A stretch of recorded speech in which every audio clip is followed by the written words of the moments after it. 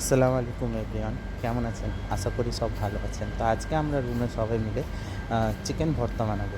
Chicken ভর্তা বানানোর জন্য কিছু চিকেন আমরা আগে থেকে ফ্রাই করে ফ্রিজে রেখেছিলাম। এবার আমি এই চিকেনগুলোকে এয়ার ফ্রায়ে আমরা গরম করতে দেবো। তারপরে দুটো আলু নিয়েছি, এভাবে আমি আলু দুটোকে ছিলে সিদ্ধ করতে দিলাম। তারপরে চিকেনগুলো বার করে গরম হয়ে গেছে, এবার চিকেনগুলোকে আমি এভাবে একটা একটা করে ম্যারিনেট করে নেব। আপনারা চাইলে হ্যাঁ মিক্সচার ম্যাশিংও আপনারা করতে পারেন। ওকে, ম্যারিনেট করতে পারেন। তো আমি হাত দিয়ে করেছি, হাত দিয়ে ভর্তাটা খেতে ভালো লাগে বলে আমি হাত দিয়ে করেছি। বাঙালির তো ভর্তা সবারই পছন্দ, আর বাঙালিরা যে কোনো জিনিসেরই ভর্তা করে খেতে ভালোবাসে। তো তারপরে আমি এভাবে একটা বড় সাইজের পেঁয়াজ নিয়ে এভাবে কুচি কুচি করে কেটে নিয়েছি।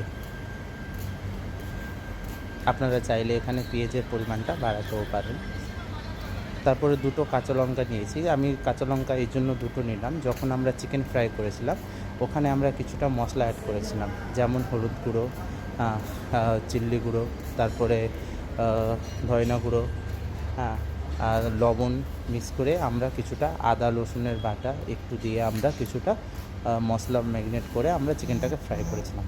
তার জন্য আমি এখানে দুটো শুধু চিকেন দিয়েছি, মরিচ নিয়েছি দুটো। তারপরে একটা শসা নিলাম। শসাটা আমি একটা নিলাম যেহেতু এদেরকে সালাদ পছন্দ না, আমার সালাদ খুব ভালো লাগে, যে কোনো জিনিস দিয়ে সালাদ খেতে ভালো লাগে। দুপুরের নাস্তাতে হোক বা সকালের নাস্তাতে হোক বা রাত্রি ডিনারে হোক, হ্যাঁ, আই লাভ সালাদ, খুব ভালো লাগে খেতে আমাকে সালাদ। তো আমি এভাবে এটাকে শসাটাকে কেটে নিয়েছি, হ্যাঁ, একটু ট্যাটসা করে কাটলাম যাতে কি দেখতে ভালো লাগে। তারপরে ভেজিটেবল রাইসটাকে আমি এয়ার ফ্রায়ারে আমি একটু গরম করে নিলাম। তাতে ছিল দুটো চিকেন সসেস ছিল, হ্যাঁ, আমাকে চিকেন সসেস খেতে খুব ভালো লাগে। তো আমি এই চিকেন সসেসটাকে ডিপ ফ্রাই করেছিলাম, তো এখন আমি একটু গরম করে নিয়েছি, হ্যাঁ। তারপরে আমি একটু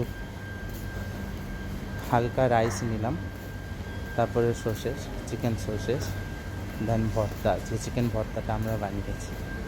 খেতেও খুব টেস্ট হয়েছে, দেখতেও খুব সুন্দর হয়েছে, আর খেতেও খুব টেস্ট হয়েছে, আর অল্প সময়ে জিনিসটা হয়ে গেল। আপনারা চাইলেও আপনারা বাড়িতে বানাতে পারেন, বা যারা বিদেশ